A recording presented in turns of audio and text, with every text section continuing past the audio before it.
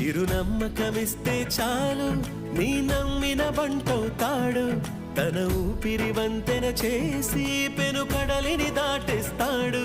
నీ తెల్లని మనసుకు చల్లని చూపుల దీవెనలిస్తాడు.